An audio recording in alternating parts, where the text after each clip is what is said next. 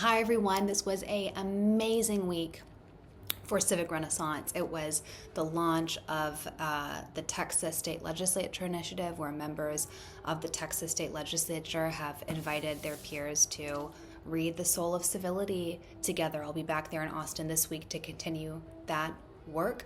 And we also launched the Civic Renaissance Tour in Shelbyville, Indiana, this community-wide transformation led by a church in Shelbyville, which is very exciting. So lots of amazing, beautiful things in the works with this work, and yet it was a private victory that was the highlight of my week. Last week was a private success of me putting my own ideals into practice when it was hard, that I'm really most proud of, and I'll share with you why. Last year my car was stolen out of my driveway, and thankfully we got it back, took it to the shop, the dealership, to get it all fixed up, got it back from the dealership, and then we started having this issue where water was getting in, and we weren't sure why, and then the battery went out, and then the dealership wouldn't take any responsibility for it, even though we had paid to have, what we thought was totally fixed, brand new vehicle.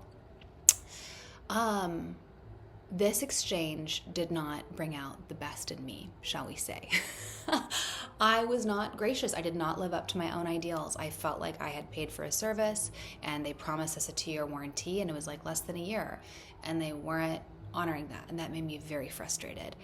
And I wrote negative reviews, and I was unkind on the phone, and it just took up a lot of my mental consciousness in a way that I'm not proud of. And it got to the point where I thought, I can't own this vehicle anymore because I don't have a good relationship with that dealership. But I thought that was so silly, where I would have my, car choice dictated by my inability to have a good relationship with this service manager at the car dealership. And it was on Thursday, the day that I was getting ready to go to Shelbyville to launch the Civic Renaissance Tour.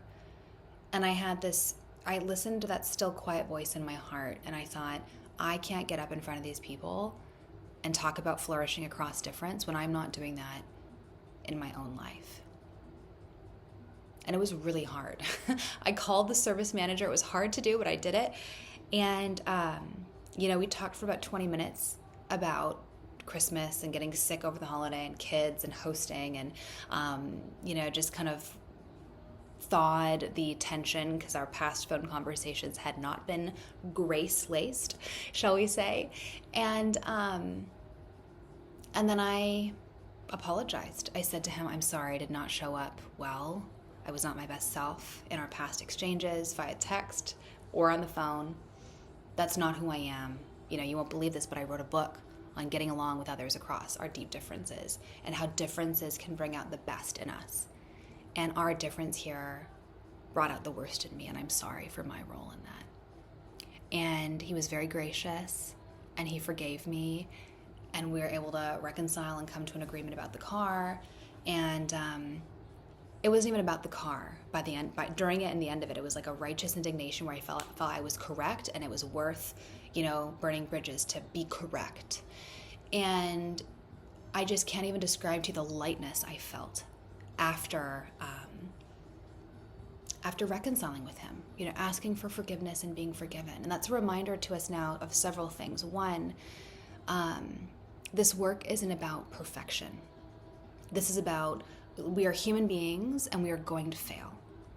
And so having this ideal of never disagreeing, never losing our cool, never being ungracious, never making mistakes, that's naive. It's impossible. We are going to make mistakes. The question is, how do we become fluent in receiving and giving forgiveness? That is what we need now in this moment. And how do we keep, again, the personhood and dignity of the other front of mind in the heat of the moment, in the heat of those disagreements? When I just wanted my car fixed, I didn't see the personhood of the service manager.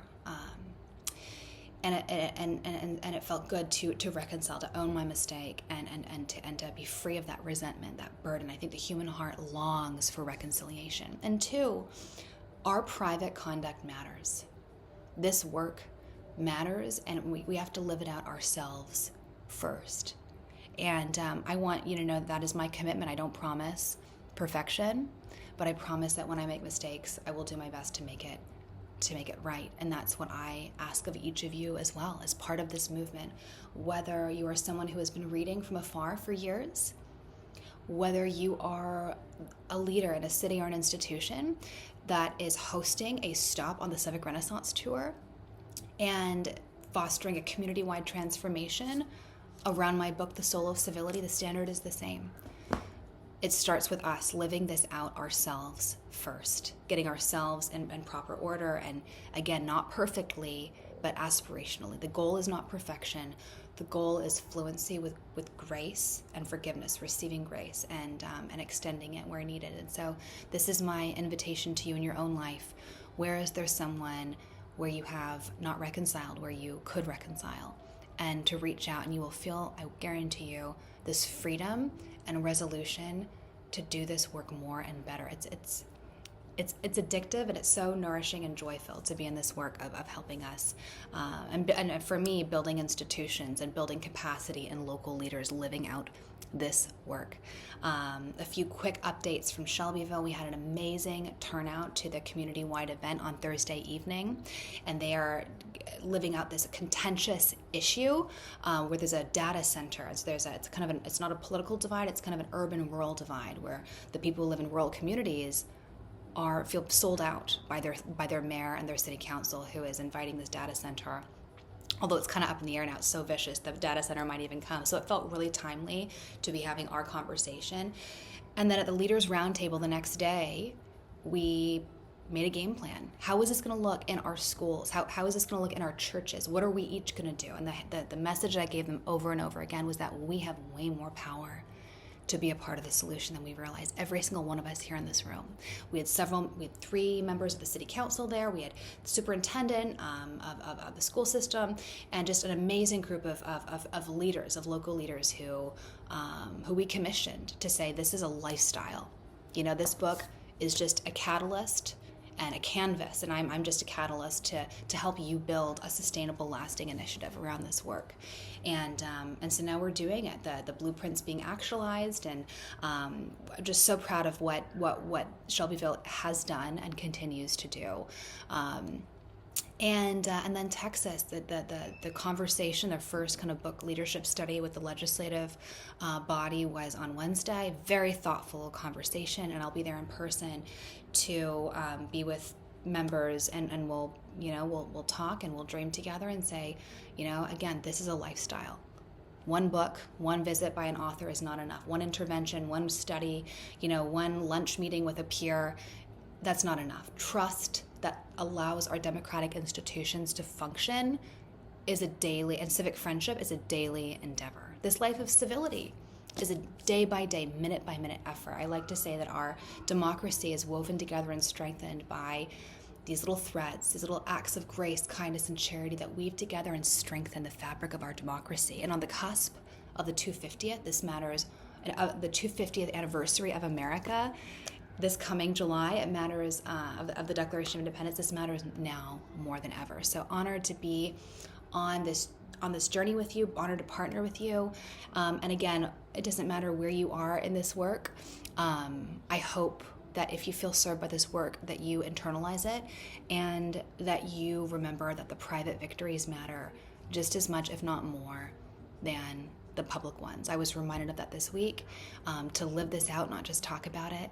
And I hope you feel encouraged in that way as well.